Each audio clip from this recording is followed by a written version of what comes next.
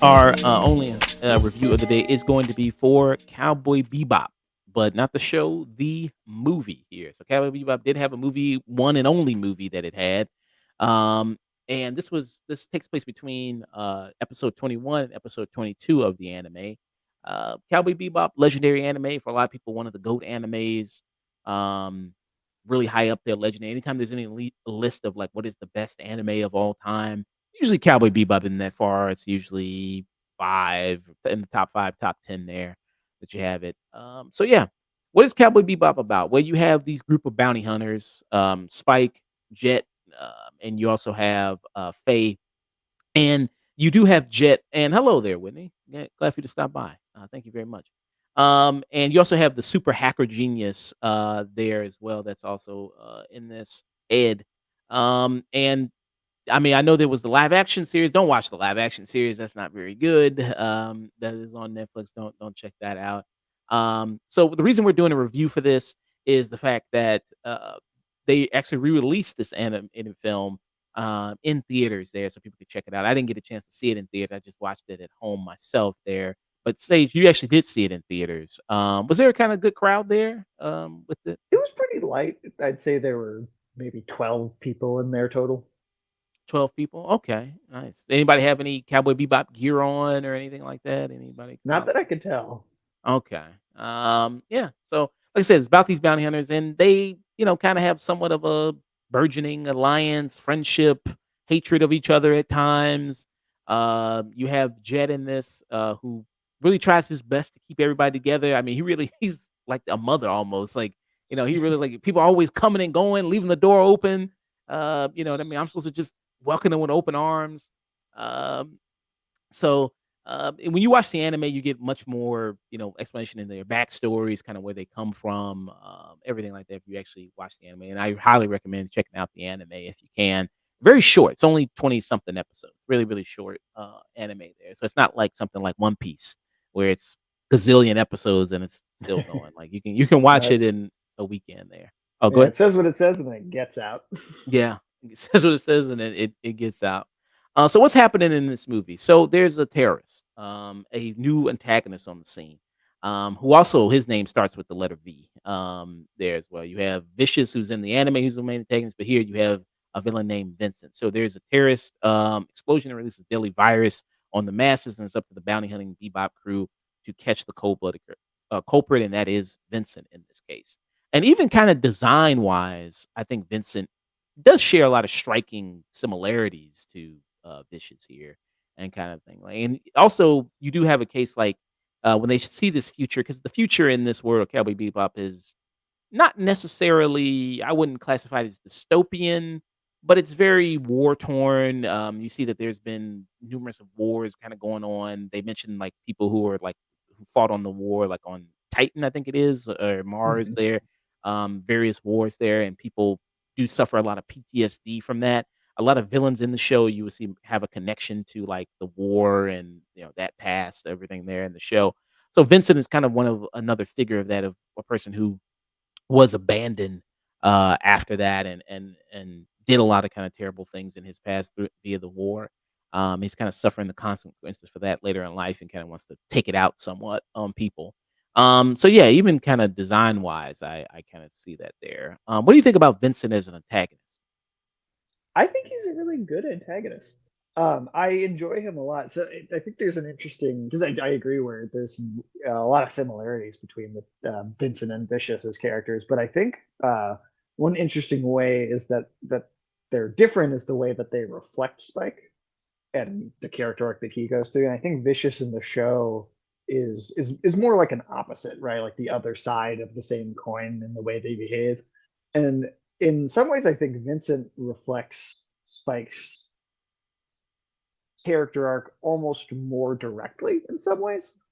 Spike's in the show. You have a small thing about how he's got a fake eye, and he's always looking at the present and the past in each one.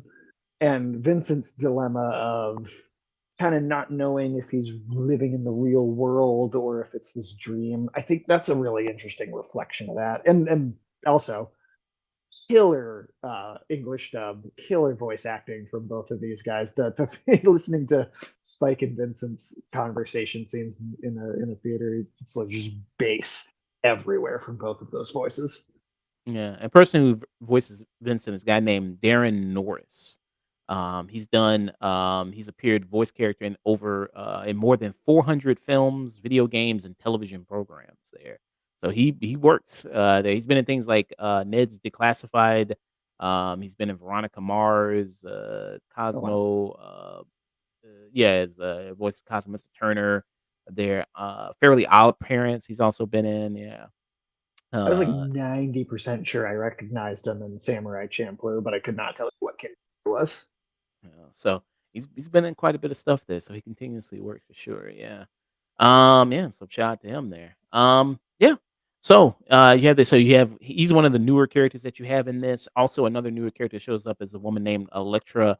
Uh, uh, what's her name? Electra. I think Nachius? Or wait, is that right? Ovilio. Ovilio. Oh, I Yeah. don't know what I'm thinking of then. Oh, Ovilio. that's Daredevil.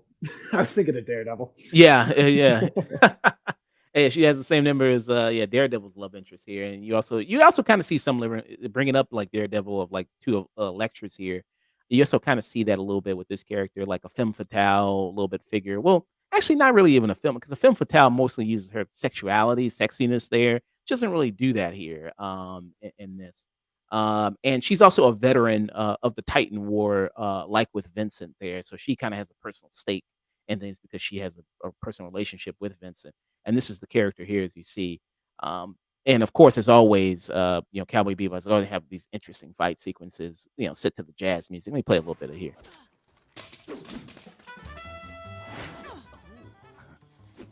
Yeah.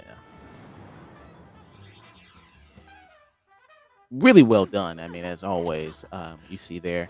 And I think she's a very good character, and when they did a live action, Cowboy Bebop there, I kinda was like, you don't have to really make it about the cast that we all know. I mean, Spike and Jet and there, because you do have other interesting characters in that world, like you have Elektra, who you could have maybe done a spinoff on. You do have, like, certain characters in the anime, like, that are kind of references to, like, blaxploitation, like Foxy Brown or Shaft, like, you have people like that that show up. Hell, I don't know, maybe you could have done one about the old dudes that sit there and just, on every planet, you know what I mean, and play, cards all the time. Maybe you could done something like Hey, that. anything would have been better than what we got, right? Yeah. What do you think about, Elektra in this?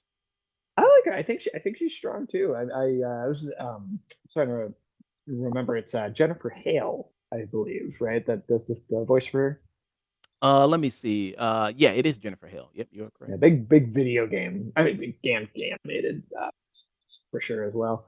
But yeah, no, I think she's another great strong character. It is one where I almost do want to see her more because she's not in the show ever. It's a totally original character for the film. But I do think she has a strong arc throughout the whole thing, and they do a lot with relatively a little screen. Yeah. So she has a very important role in this. There. Yeah. So that's kind of some of the newer people that you kind of see here, and you see like obviously with a lot of these things. Cowboy Bebop did talk a lot when you watch the anime as well. And this is also directed. The movie's directed by the same director of the anime, creator there, Watanabe. Um, that with these things, it like uses a lot because sometimes in the show you will see a lot of like terrorist plots in the show there, people there, and it will lead to more corporate cover ups about you'll see like people who are really behind a lot of the evils of capitalism that are kind of brought into the show there. Even with this robbery sequence right Whoa. here, Go so the guy kind of he's sitting there monologuing about his life, Yet like there in is like something Frozone that's says in The special. Incredibles. You see? That one ingredient that makes it a stew. And do you know what that is? The meat? That's what everyone says. The Still meat. really great But animation that same too, meat could be by used the for way. anything. Still The Turkey, really cool. animation is goulash. incredible. Holds up Same very, very ingredients. well. It's the I stew mean, this looks mix like that something makes that it could a come stew. out today. Stew Um, mix is on Oh, our farm. easily. We have and turkey this meat. came out 2001. Actually, it came out the Hit you same with a line. month and day as Hey, 9/11. Spike, Actually you came out there? Oh 9/11. wow. There's 3 Well, hey, at least there was one good thing that came out of All 9/11, I right. guess, Yeah. during that day. Forget Um, about the police but yeah, you shooting. see, like with I this just go into guy, the with his silent. kind of whole story is that he worked for this former company and they let him go, and now he's got no money, he's got no job, so he's like, oh, I'm just gonna come to into a life of crime. Now I'm gonna do that there, which I don't know how much money you're gonna get robbing a convenience store. I don't know how much they're gonna do that. I mean, but hey, I mean, hey, go for it. Yeah, and you see that's kind of a nice opening to this as always there with this. Yeah, what do you think about the opening of the Oh, I love it. I think it's a great setup. I think if you let's say for some reason stumbled into watching this movie before watching the show, I think that opening, I don't know, 5 minutes or so, it's almost like a mini episode contained. It gives you, maybe it's only Spike and Jet, but it gives you a solid read on those characters' personalities in a very short amount of time. I because as a young kid, I remember watching this on TV probably 2002, as soon as it was on TV, and I watched this before the show. I remember seeing this first, and I didn't feel like I was missing any context or like any gaps to understand what was going on. I thought it set itself up and delivered on it itself so well. yeah. This was ahead of his time. You see, Spike, he got on the AirPods Max right there. This was way ahead of time. He had those before anybody else there. But yeah, I think it establishes it pretty well, the dynamic between the two of them. You see how like the kind of carefree nature that Spike has in those situations. Obviously his fighting style, which his fighting style is very much taken from Bruce Lee, Jeet Kune Do there that you see that he kind of uses here. A lot of legs. He does a lot of kicks there, a lot of movements there. You mentioned the voice acting in this as well. You know, Steve Blum is Spike Spiegel is one of the top English voice actors there. There's a performance of Spike Spiegel and Spike Spiegel as a character, probably one of the more famous, characters in anime there, legendary characters. He's up there with I'd put him up there. I mean, I don't think he's as well known as something like Goku or Naruto, but I'd put him up there as far as being, like, one of the best written and just coolest anime characters there. I'd put him at number one on my like personal favorites. Yeah, I mean, yeah, because he's smooth, man. I mean, really smooth, really cool, and a lot of things there.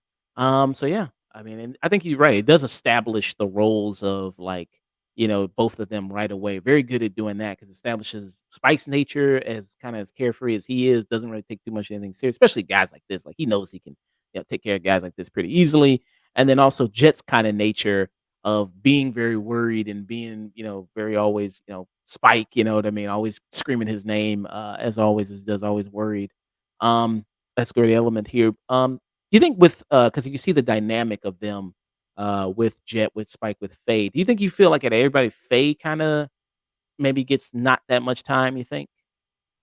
In this movie, yeah, she probably gets the least to do overall. I mean, I guess Edward maybe less so, but Ed, even in the show, is probably the least like detailed and characterized out of all of them anyway. Yeah, Faye doesn't get quite as much for sure as because just the show spends a lot of time developing her. I think equally well as Spike and Jet. But yeah, she maybe is a little less, but I do think she still gets some really good scenes.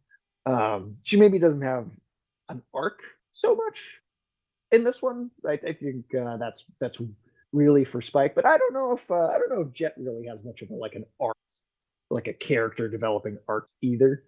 Um, yeah, yeah. So I can see it, but I also don't think it's. I don't think she's shortchanged by that, even if maybe just a little. Yeah. I mean, Jet. I mean, his main thing is just to worry about everybody else. He's always he's Yeah. always worrying about everyone else there. Um, yeah. And do you think what happens to Faye here? Because when she does end up kind of meeting the villain of this Vincent, and it kind of gets into a nature where he, ties her up. Do you think it's kind of plays well now? You see it over a decade now, 23 years later. You think it's kind of aged kind of poorly? Um, I think it's a moment that I think is uncomfortable, and I find. I mean, I remember seeing it as a kid, and I thought it was like scary watching it. I was like, this. I am genuinely afraid for her well-being. Um, I don't know. I think I think it approaches the line of maybe being a little too much, but I don't know if it crosses it fully. Um, it's definitely gross, but I think I think it's a villain that is scary and gross, and I don't know. I can see how there could be an argument for it not being necessary, but I don't know if it's like I don't think it's so egregious that it takes away from the movie either. Yeah. Um, I don't know. To me, it just makes him kind of terrifying. Yeah. Because you really don't know what he's gonna do, what's gonna happen, especially when he takes out the knife here.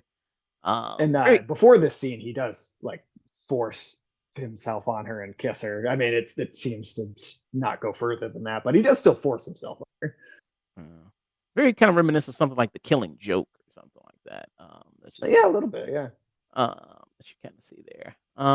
Yeah. So I wonder, yeah, if people watching this, that was kind of like it does give this, very uncomfortableness and of like the unpredictableness of this guy, what he's kind of gonna do here. But this is in a situation where you get to, you know, learn more about him and his backstory, and his whole kind of plans for things because he wants to set off, because this is back when they do like the whole like the virus is like nano machines is the virus, which I was Yeah. like that was like a big thing back then. Like every virus had to be like nano machines or nanotechnology and all that kind of stuff like that. That's kind of like a big thing back then.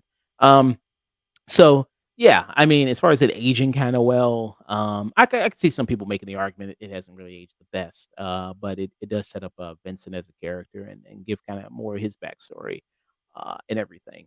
And like I said, I mean, when you see the scene between Spike and Vince, I mean, you see he's on par with Spike, as far as physicality goes, and it has kind of one of my favorite sequences, which was the train sequence, which I'm gonna Mhm. pull up, which I think is really, really well done here, and how he does that. And again, establishing the character of Vincent, like you see him just shooting in this train here, no regard for people that are on the train.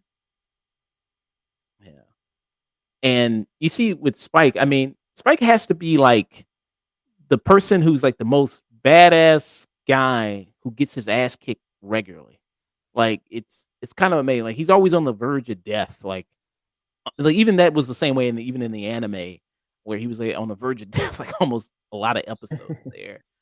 When he Yeah, was that did happen quite often. I mean, I will say in the show, it always felt like him and Vicious are like a kind of a even match. You know, it's like neither can best the other without going down at the same time. Where I almost honestly feel like Vincent outclasses him in this one, like all like by a significant amount. Like when Spike gets hurt in the show, I always felt like, yeah, but you should see the other guy kind of thing. Whereas here, he just like he doesn't even do any damage, and he just gets his ass beat. and you see that here with like this really always gets me when watching this movie is like he just got him by the chest and he's bleeding there. Like he's putting that much force and that much kind of pressure on him there. Yeah, I feel like it's I feel like it's a factor of in the show it's gangsters and other like they're kind of random terrorists and people that are doing whatever, but in this Vincent he's ex-military, like black ops, like secret experiment military. I think that's part of why he just mops the floor with them as hard as he does. Mm. Yeah. Even in the big fight at the end, I mean, Spike doesn't really win that fight. And this is the fight at the end that you kind of have here. Yeah, really epic fights too. Right Oh, here, so good. man. It's just yeah, watching these fights between these, it's always been fascinating, interesting there. Yeah, he love them kicks. I mean, damn. I mean, just nothing but kicks, man. Yeah. When is Spike Spiegel? When he's gonna be put in the fighting game? There. When he's gonna put, Actually, though, yeah. when he's gonna This put in is put something. him in Street Fighter, have him go up against Chun Li. Yeah, Chun Li there. Yeah, put him in something like that. Yeah, I'd love to see him in something like that. But yeah, I There mean, should like, have been more Cowboy Bebop video games in general. There's like one for the PS2, and don't think it was supposed to be very good. Usually that's the case, right? Anime video games are usually not very good, Yeah, right? there's maybe a couple, but for the most part, Yeah. So and also this counts as like a Halloween movie too. This is Halloween because it he's doing does. setting the whole plot on Halloween. Do you watch it on Halloween? Is it kind of in your viewing? It hasn't been the last couple of years, but there was a decent, probably 10-year span where I watched it every year on Halloween. Wow. Yeah. I mean, do you see any kind of like big negatives with this movie at all? Do you think it just feels like kind of like an episode of the show, but kind of added like an hour to it? Is that's or Yeah, I mean, I do feel like it kind of just feels like a really long episode in a lot of ways. I was sat there watching it this most recent viewing, really trying to pick something out that I didn't like or something to criticize. If there's anything, and even this, I would say maybe a nitpick. I don't know, but I do think that very very last moment, that last bit of dialogue from Vincent after the fight's over maybe is a little bit quick as far as character resolution goes. Um, he's down on the ground, and he's got his kind of dying monologue, and he's just like, "Oh, and I understand, and I remember everything now. It's okay." And it's just, that feels a little fast or a little sudden for him to be so malicious and just terrible throughout the whole thing, and then very quickly his kind of bated dying breath reaction is to be like, "Oh, I understand what was going on the whole time now." I don't know. It's a little quick. I don't think it's a big thing. It's so close to being over at that point, and I think this movie is so tight otherwise. But if I had to pick something out, I think that. and this is it right here. And Electra's Yeah, and I like that for her character. Why didn't you shoot? I remembered. She's the one I used to love. I wanted to get out of this world of dreams. I kept searching for the door that would lead me out. I understand now. There never was a door. You should have known that. Yeah. That's a common thing. Movies, TV show, and characters dying. It's like they got to give like an 8-minute monologue, especially they get all that life. Yeah, They got to and give I don't all. think all the dialogue there is bad either. Honestly, if I had to pick a single line, it would probably be the "She's the one I used to." That's a little corny, Now that but it's over, I can see your face so clearly. Did they let? yeah, very yeah. Man, I wondered, why didn't Electra come back, in the series? Because at this point, because like I said, it's between episode 21 and 22. There was only 4 more episodes after that. Well, I Uh, believe the whole show had aired already prior because the show was on in like what 97. was it that long ago? 97. I want to say 97, 98. Yeah, so I think pretty sure the whole show had aired before the movie came out, and the movie was like, let's retroactively kind of fit this into, or like in Oh, between a couple episodes. yeah, you are right. So it premiered in 1998. 1998 is when it came out there. So yeah, that's when it very very first came out, season 1. Yeah, so it'd be interesting. Yeah, do you crave more Cowboy Bebop content, movie? Anything? Um, if you had all the cast and the original writer and creators back, it could be fun to see another movie like this. But I don't know. I'm a big believer in not messing with perfection. And I feel like the show ends on a perfect note, and I think this movie, like I said, aside from that one little quibble, I think it's held together so tightly. I'd be afraid that they would just make that something not as good, honestly. Yeah. And the director of this, Watanabe, who is the creator of Cowboy Bebop, he wanted to do also another anime we got coming up called Samurai Champloo, which is also another kind of shorter kind of thing. There, it's like 50 some episodes. Samurai Champloo is Oh, just 26 as well, actually. okay, just 26 as well. And then I've never seen the only show of his I've never seen is Space Dandy. Never seen I that. remember trying to watch it when it first came out, and I bounced off of it a little bit. It's a lot sillier. It's a lot more of a comedy. But I have been meaning to go back and give it another try, just because I do like both of these other shows quite a bit of his. He does have a new movie coming up for 2025, I believe, called Lazarus. And it's him teamed with the choreography director for the John Wick movies. Oh, that's nice. That's okay. That's exciting. There. You think the guys from the John Wick movie could have done like a good live action Cowboy Bebop series? Yeah, I mean, the action scenes I think would have at least been good. I still wonder if they could have translated the story quite so well, but it would have at least been some killer action scenes. Mhm. So with this movie, Cowboy Bebop, final thoughts, rating for it. Yeah, I mean, this is like a childhood classic for me. I love this movie. I've seen it. It's hard to even think of for sure how many times, but I guarantee that it's upwards of 50. This is cinema for me all the way through. It's honestly one of my favorite cinematic experiences of my life, and it had a huge influence on me as a kid, and just the kind of art that I like. Mm, yeah, animation still holds up really well.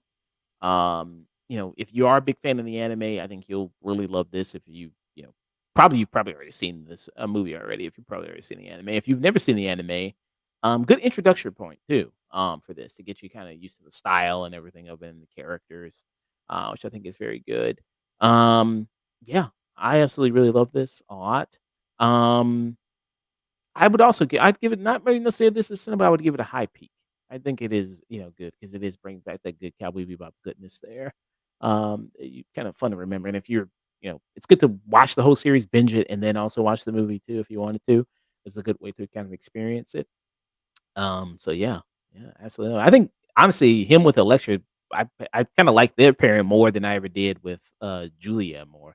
I think it's Mm, more chemistry there, and more fun there, as opposed to that. Because I mean, the only thing I kind of think is a somewhat improvement from the live action version as opposed to the anime version is Julia is more of a character, um, sure.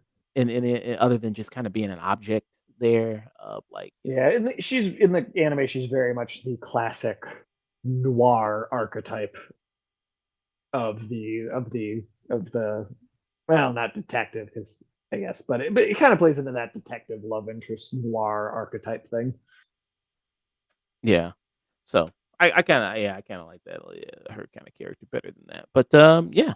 So you gave it this is cinema. I gave it a high peak there for Cowboy Bebop, the movie there.